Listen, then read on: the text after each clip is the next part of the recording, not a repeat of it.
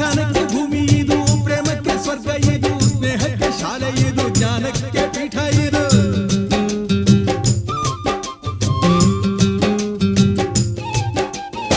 ಕಾವ್ಯಕ್ಕೆ ಕಲ್ಪ ಇದು, ಶಿಲ್ಪಕ್ಕೆ ತಲ್ಪವಿದು, ನಾಟ್ಯಕ್ಕೆ ನಾಡಿ ಇದು, ನಾದಾಂತರಂಗವಿದು.